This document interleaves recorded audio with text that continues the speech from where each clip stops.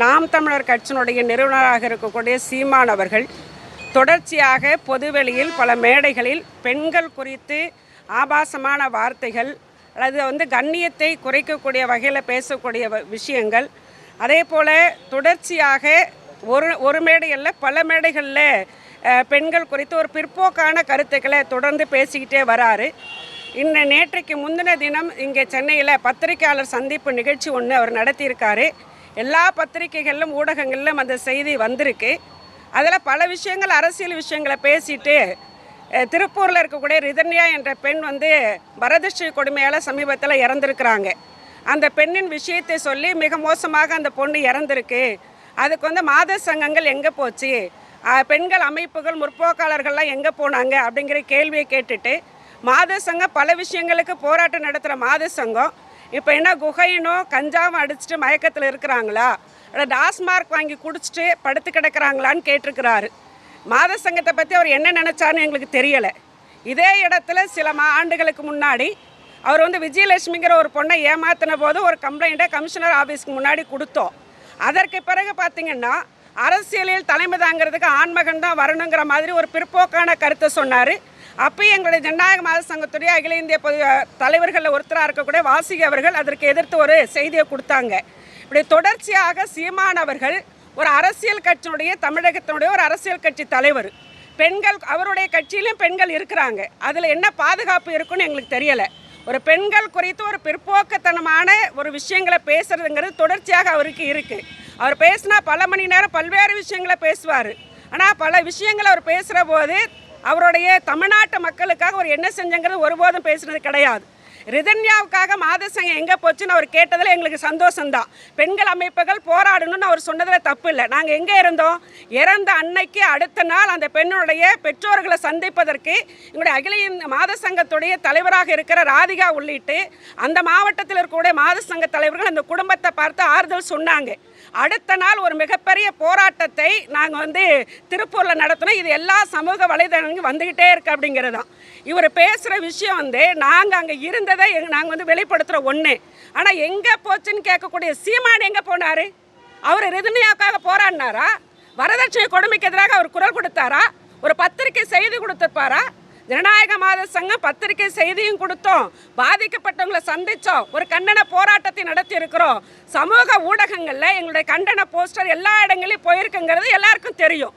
ஆக இது ஒரு மோசமான, அவர் அக்கறையோடு பேசியிருந்தா பரவாயில்ல. மாத சங்கத்தையும் கஞ்சாவையும் குகையும் குடிச்சிட்டு என்ன மயக்கத்தில் இருக்கிறாங்களா அப்படின்னு கேட்குற கேள்வி எல்லாம் ஒரு பிற்போக்குத்தனமான ஒரு ஆணாதிக்க சிந்தனை. அது தமிழ்நாட்டில் இருக்கக்கூடிய ஒட்டுமொத்த பெண்களையும் இழிவுபடுத்தக்கூடிய ஒரு விஷயமாக நாங்கள் பார்க்குறோம். அவதூறாக பேசின விஷயமாக நாங்கள் பார்க்குறோம். அதை வன்மையாக அனைத்து இந்திய ஜனநாயக மாத சங்கம் கண்டிக்கிறோங்கிறது தான். இங்கே இருக்கக்கூடிய கமிஷனர் ஆஃபீஸில் இருக்கக்கூடிய அதிகாரிகள், நம்முடைய ஆணையர் உள்பட இதில் கண்டிப்பாக அவர் மீது வழக்கு பதிவு பண்ணணும். இதில் சொல்லக்கூடிய கூடுதல் விஷயம் என்னென்னா, அவர் பேசின எல்லா விஷயங்களும் எல்லா தொலைக்காட்சிகளும் வந்திருக்கு, யூடியூப் உள்பட எல்லா இடங்களும் போயிட்டே இருக்குது. இது பெண்கள் முன்னேற்றத்தில், பெண்களுடைய விடுதலையில் அக்கறையோடு பேசுகிற, பெண்கள் மீதான வன்முறைக்கு வலுவான குரல் கொடுத்து கொண்டிருக்கக்கூடிய எங்களுடைய அனைத்து இந்திய ஜனநாயக மாத சங்கம் போன்ற அமைப்புகளுடைய பெயரை அவர் சமூக ஊடகங்களில் தவறாக பேசுகிறாரு. அது பரவுதுங்கிறத நாங்கள் கண்டிக்கிறோம். அந்த தொலைத்தொடர்பு சாதனங்கள், சமூக வலைதளங்கள் மூலமாக இப்படி பெண்கள் குறித்து இழிவாக பேசுவதற்கு எதிராக ஒரு வலுவான ஒரு வழக்கை பதிவு செய்து நடவடிக்கை எடுக்கணும்னு நாங்கள் கேட்டுக்கிறோம். நாங்கள் இன்றைக்கி கமிஷனரை பார்க்க முடியல, அதில் ஏசி அவர்களை தான், அடுத்த கட்ட அதிகாரிகளை தான் பார்த்து நாங்கள் டிசியை பார்த்து மனு கொடுத்துருக்குறோம். இங்கே இருக்கக்கூடிய சிஸ்டமை பார்த்திங்கன்னா உள்ளே போகிறதுக்கு ஒருத்தர் புகார் கொடுக்க, ரெண்டாவது கூட ஒருத்தர் போகலாம், அல்லது ஒரு 2-3 பேர் போகலாம். அங்கே உள்ளே போய் பேசுகிற போது அதை தாண்டி புகைப்படம் எடுத்து நாங்கள் எல்லாம் வாங்கிட்டு போன பிறகு பார்த்திங்கன்னா வந்திருக்கக்கூடிய பாதிக்கப்பட்டவர்கள் பல காவல் நிலையங்கள் இருக்கிற வழக்குகளில் எஃப்ஐஆர் இல்லை, சார்ஜெட் இல்லை, நடவடிக்கை இல்லை, பாதுகாப்புலன்னு வந்திருக்கிறாங்க. அப்போ இங்கே இருக்கக்கூடிய தமிழக காவல்துறை, தமிழக அரசும் அனைத்து காவல் நிலையத்திலும் பெண்கள் தான் நிறைய வந்திருக்காங்க. அங்கே வழக்குகளை பதிவு செய்து உடனடியாக நடவடிக்கை கூட எடுக்கக்கூடிய ஏற்பாடு என்பது தமிழக காவல்துறையில் இருக்கணும். அதற்கு பொறுப்பில் இருக்கக்கூடிய உயர் அதிகாரிகள் இதை இன்னும் கூட விரைவுபடுத்தி வழக்குகளை நடத்துறதுக்கான ஏற்பாடு செஞ்சால் இவ்வளோ பேர் இங்கே வந்து நிற்க வேண்டிய அவசியம் இல்லை நாங்கள் கருதுகிறோம். ஆகவே பாதிக்கப்படக்கூடியவர்களுக்கு ஒரு நம்பிக்கை அளிக்கக்கூடிய துறையாக காவல்துறை இருக்கணுங்கிறதா சீமான் அவர்களுடைய பேச்சை தொடர்ச்சியாக அனைத்து இந்திய ஜனநாயக மதசங்கம் வன்மையாக கண்டிக்கிறோம்.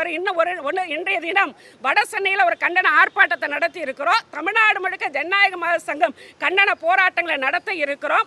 இதே சென்னையில் அனைத்து பெண்கள் கூட்டமைப்போடு ஜனநாயக மதசங்கம் இணைந்து இன்னும் 1-2 நாளையில் ஒரு வலுவான கண்டன போராட்டத்தை நடத்தணும் நாங்கள் திட்டமிட்டிருக்கிறோம் அப்படிங்கிறதா. ஆகவே நடவடிக்கை என்பது கராராக இல்லை என்று சொன்னால் அனைத்து இந்திய ஜனநாயக மதசங்கத்தை பற்றி எல்லா ஊடகங்களுக்கும் அரசியல் கட்சிக்கும் இன்னைக்கு தமிழகத்துடைய முதல்வருக்கும் நன்றாக தெரியும். எங்காவது பெண்கள் பாதிக்கப்பட்டால், இழிவுபடுத்தப்பட்டால், அவமரியாதையாக நடந்து கொண்டால் மிகப்பெரிய போராட்டத்தை ஜனநாயக மதசங்கம் நடத்தும் என்பது கடந்த கால வரலாறு. பொள்ளாச்சியில் ஒருத்தர் தான் குற்றவாளின்னாங்க, 2 பேர் குற்றவாளின்னாங்க. சிபிஐ வரைக்கும் போக சொல்லி சென்னையில் வழக்கு பதிவு செய்து 9 பேர் குற்றவாளிகள் என்று நல்ல தீர்ப்பை பெற்றுக் கொடுப்பதற்கு களமிறங்கிய போராடிய மாதசங்கம் அனைத்து இந்திய ஜனநாயக மதசங்கம். சீமானோன்னு அவ்வளோ பெரிய இவர் கிடையாது. அவருடைய பேச்சு இன்னைக்கு தமிழ்நாட்டு பெண்களை அவமரியாதையாக நடத்தியதாக நாங்கள் கருதுகிறோம். குறிப்பாக மாத சங்கத்தை தொடர்ந்து பேசுவதற்கு எந்த விதமான 1% தகுதி கூட சீமானு கிடையாதுங்க. இதுதான் எங்களுடைய கருத்து. ஆகவே வலுவான வழக்கை பதிவு செய்யணும் அப்படிங்கிறதுக்காக நாங்கள் புகார் கொடுத்துருக்குறோம். அடுத்த கட்ட போராட்டத்தில் எங்களுடைய மாநில குழு சேர்ந்து செய்யுங்கிறதா. என்னோட இந்த மனு கொடுக்கக்கூடிய நிகழ்ச்சியில் மாநில பொருளாளர் பிரமிளா அவர்கள் கலந்துட்டு இருக்கிறாங்க. வட சென்னை மாவட்ட செயலாளர் பாக்கியம், தென் சென்னை மாவட்ட செயலாளர் சித்திரகலா, மத்திய சென்னை மாவட்ட செயலாளர் தனலட்சுமி உள்ளிட்டு மாத சங்கத்துடைய மாநில குழு உறுப்பினர்கள், மாவட்ட நிர்வாகிகள்லாம் இங்கே கலந்துகிட்டு இருக்கிறாங்கிறத இந்த நேரத்தில் பதிவு செய்கிற. வணக்கம். எஸ் வாலண்டினா, மாநில தலைவர், அனைத்து இந்திய ஜனநாயக மத சங்கம். அடுத்து இன்னொரு செய்தியை சொல்லணும். அதாவது வரதட்சணைக்காக ரிதன்யாவை வந்து இறந்துருக்கிறாங்க. அதுக்கு நடவடிக்கை எங்கே போச்சு மாதசங்கன் கேட்டிருக்கிறாரு. அவர் இன்னொரு தொலைக்காட்சி கொடுத்த பேட்டி வந்து இங்கே இருக்குது, எங்கள்கிட்ட கூட ஆடியோ வீடியோ இருக்குது. அவர் என்ன சொல்கிறாருன்னா, எனக்கு வந்து என்னுடைய மனைவியோட அம்மா கிட்ட 85 ஏக்கர் நிலம் இருக்குது, அதை எங்கிட்ட கொடுங்க, நான் பயிர் வச்சு நான் வந்து நல்ல சாகுபடி பண்ணுறேன்னு சொன்னேன். என் மனைவி நான் கேட்க முடியாதுன்னு சொல்லிட்டாங்க, நீங்கள் வேணும்னா கேட்டுங்கன்னு சொல்கிறாங்க. அதில் எனக்கு உடன்பாடு இல்லை, என் மனைவி கேட்டு எனக்கு அதை வாங்கி கொடுத்துருக்கணும்னு சொல்றாரு. வரதட்சணை கொடுமையில சீமான் பேர்ல வழக்கு போடணுங்க. சீமான் பேர்ல வரதட்சணை கொடுமையில வழக்கு போடணும். ஒரு பொது இடத்துல வரதட்சணை வாங்குவதும் தப்பு, கொடுக்கறதும் தப்புங்கிற போதே மனைவியை கேட்க சொன்னதாக அவர் சொல்றதே குற்றம் தானே. ஆக இன்னைக்கு வரதட்சணை வழக்கிலையும் நம்முடைய கமிஷனர் ஆபீஸ்ல அவர் மேல வழக்கு பதிவு செய்யணும். அந்த வீடியோவையும் அவர் எங்க பொதுவாக பெண்கள் குறித்து பேசிய வீடியோவும் நாங்கள் வந்து கமிஷனருக்கு கொடுக்குறோம். அதன் மீது நடவடிக்கை எடுக்கணுங்கிறதையும் சொல்லிக்கிறோம்.